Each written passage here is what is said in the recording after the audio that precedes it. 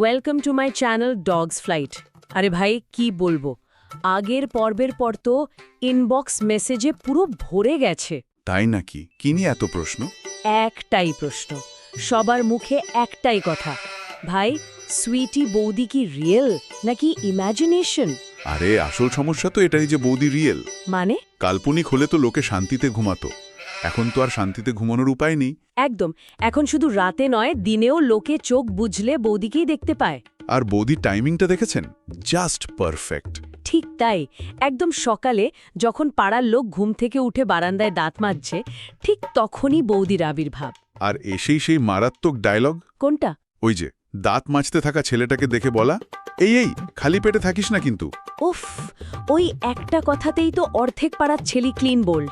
আপাত দৃষ্টিতে তো এটা খুব সাধারণ একটা কেয়ারিং জেস্চার, কিন্তু এর পেছনেও সাইকোলজি আছে, তাই না? অবশ্যই। যখন মানুষ সবে দিন শুরু করছে, তার মেন্টাল গার্ড যখন সবচেয়ে কম থাকে, তখন এই ধরনের কথা মনের গভীরে ছাপ ফেলে। আচ্ছা, এটাকে বলে প্রিএমটিভ নার্চারিং। অজান্তেই উনি একটা জায়গা তৈরি করে নিচ্ছেন। আরে এটা তো সবে শুরু। বৌদির মিষ্টি কথায় কিভাবে লোকের চায়ের কাপ কাঁপে সেটা তো এখনো বাকি। হ্যাঁ, ওই চায়ের গল্পটা তো দারুণ। আমাদের পাড়ার একটা ছেলে, বুঝলেন, বৌদির জন্য চায়ে চিনি খাওয়া ছেড়ে দিয়েছে। কেন? হঠাৎ হেলথ কনসিয়াস হয়ে গেল নাকি? আরে না, বৌদি নাকি ওকে একদিন বলেছিল, কি বলেছিল? আমি সুইট ইনাফ। সর্বনাশ! এই একটা লাইনের তো অনেকগুলো মানে হতে পারে। এক্স্যাক্টলি, কোনটা ধরবে আর কোনটা ছাড়বে। দেখুন, এটাকে বলে স্ট্র্যাটেজিক অ্যাম্বিগুইটি, মানে কৌশলগত অস্পষ্টতা। বাক্যটা একটা রসিকতা হতে পারে, হ্যাঁ, আবার এক ধরনের ফ্লার্টেশনও হতে পারে। হুম। বা হয়তো উনি বোঝাতে চাইছেন যে আমার উপস্থিতির কাছে চিনির মিষ্টতা কিছুই না। আর ছেলেটা তো পুরো বিভ্রান্ত। এখন যদি চিনি খায়, তার মানে বৌদির কথাকে পাত্তা দিল না। ঠিক, আর না খেলে সে বৌদির প্রশংসাটা স্বীকার করে নিল। মানে সিদ্ধান্ত নেওয়ার দায়টা পুরোপুরি তার ঘাড়ে চাপিয়ে দেওয়া হলো। হাতে চায়ের কাপ কাঁপবে না তো কি হবে? এটা তো গেল কথার খেলা।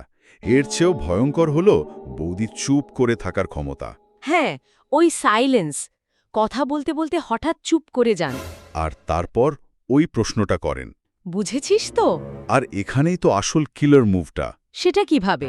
মানে মানুষের ব্রেন অসম্পূর্ণ জিনিস পছন্দ করে না, ও একটা ফিনিশ বা ক্লোজার চায়। আচ্ছা, তো বৌদি যখন কথা অর্ধেক বলে থেমে যান, শ্রোতার মস্তিষ্ক নিজে থেকেই বাকিটা বানিয়ে নেয়।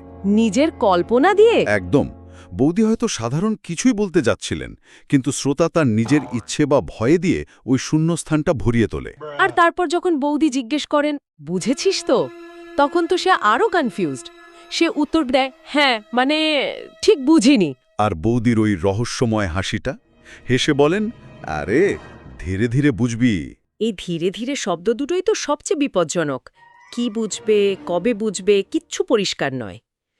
একটা রহস্য তৈরি করে দিলেন, যার সমাধান খুঁজতে গিয়ে মানুষ আটকে যায়। হ্যাঁ, এই সূত্র ধরেই তো আমরা পরের পয়েন্টে আসতে পারি, ওই আধ খোলা দরজা। হ্যাঁ, ক্লাসিক নন ভার্বাল কিউ।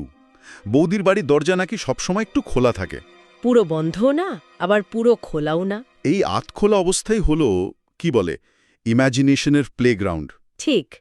একদিন তো পাড়ার একজন সাহস করে জিজ্ঞেসই করে ফেলেছিল, বৌদি দরজা লাগাবেন না? বাহ, তারপর? উত্তরটা কি ছিল? অস্পষ্টতার সেরা উদাহরণ। বৌদি শুধু বলেছিলেন, হাওয়া ঢুকতে দে। অসাধারণ। মানে আপাত দৃষ্টিতে নিরীহ একটা কথা, ঘরের ভেন্টিলেশন নিয়ে। কিন্তু এর ভেতরে তো অন্য মানেও আছে। কোন হাওয়া? বাতাসের হাওয়া, সুযোগের হাওয়া, নাকি তথ্যের আদান প্রদানের হাওয়া? এই অ্যাম্বিগুইটিটাই তো ওনাকে একটা মিথ বানিয়ে তুলেছে। উনি নিজে কিছু করছেন না, কিন্তু আলোচনার কেন্দ্রে থাকছেন। আর এই কল্পনার মঞ্চ তৈরির সবচেয়ে বড় অস্ত্র হল ইচ্ছে শব্দটা। ওহ হ্যাঁ, উনি কাউকে জোর করেন না, শুধু বলেন ইচ্ছে হলে নে।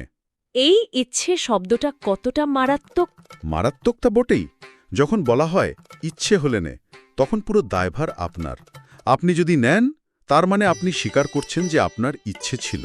আর যদি কেউ না নেয়, বলে ইচ্ছে নেই, তখনই তো আসে ফাইনাল স্ট্রোক। বৌদি মিষ্টি করে হেসে বলেন, লজ্জা পাস কেন? ব্যাস, ক্যারিয়ার শেষ। একেই বলে ডাবল বাইন্ড। নিলেও দোষ, না নিলেও দোষ, পালানোর কোনো রাস্তাই নেই। এই ধরনের মজাদার আলোচনার জন্যই তো ডগস ফ্লাইট চ্যানেলটা এতটা জনপ্রিয়। অবশ্যই। শেষে আছে একটা টুইস্ট, মিস করলে আফসোস হবে। বৌদি নিজে কিছু না করেও কিভাবে পাড়ার মেথ হয়ে উঠল সেটা এবার বলছি। আচ্ছা, পাড়ার অন্য বৌদের তো অভিযোগ সুইটি বৌদি নাকি খুব বেশি কথা বলেন। হ্যাঁ, এটাই তো সবাই বলে। কিন্তু আমাদের এতক্ষণের আলোচনা থেকে তো এটা পরিষ্কার যে উনি আসলে খুব কম কথা বলেন। ঠিক, ওনার শক্তিটা পরিমাণে নয়, প্রভাবে। একদম, উনি বেশি কথা বলেন না, বরং ওনার প্রত্যেকটা কথা, প্রত্যেকটা নীরবতা এতটাই ক্যালকুলেটেড যে তার অভিঘাত অনেক বেশি হয়। তাহলে মূল প্রশ্নটা হলো, সুইটি বৌদির আসল শক্তিটা কি? উনি তো পাড়ায় কোনো সংগঠন চালান না, তবু তিনি কিভাবে পাড়ার মেথ হয়ে উঠলেন? সেটাই তো, কিভাবে? কারণ তার ক্ষমতা অ্যাকশনের মধ্যে নেই, তার ক্ষমতা আছে সাজেশনের মধ্যে। অ্যাকশন নয়, সাজেশন। হ্যাঁ, উনি শুধু একটা ভাবনার বীজ পুঁতে দেন, একটা কথা দিয়ে, একটা চাহনি দিয়ে, বা ওই আধখোলা দরজাটা দিয়ে। আর তারপর উনি চুপ করে যান। ঠিক, বাকি কাজটা মানুষের কল্পনা করে নেয়। মানুষ ভাবে ভাবনাটা তার নিজের, কিন্তু আসলে সেই ভাবনার উৎস অন্য কেউ। দারুণ পয়েন্ট। আর এই ব্যাপারটা বুঝতে পারলে জীবনে অনেক দূর যাওয়া সম্ভব। অবশ্যই। এই পুরো আলোচনাটা শোনার পর যদি কোনো শ্রোতার মাথায় বিশেষ কারো মুখ ভেসে ওঠে, তাহলে দোষটা কিন্তু বৌদির নয়, তাহলে কার? দোষটা আমাদের নিজেদের মস্তিষ্কের, যা অস্পষ্টতা পেলেই নিজের মতো করে গল্প বানাতে ভালোবাসে। তাহলে লিসেনার্সদের জন্য একটা কাজ আছে। কি কাজ? কমেন্টে গিয়ে লিখুন, আমাদের পাড়ায়ও একজন আছে। হাহা, দেখা যাক কতজন লেখেন।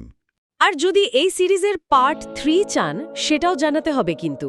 তাহলে তো চ্যানেলকে লাইক, শেয়ার আর সাবস্ক্রাইব করতে হবে।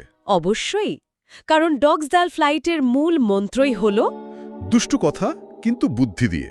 Thanks for listening. Make sure you like, share, subscribe. Stay tuned with Dogs Dull Flight. More fun is on the way.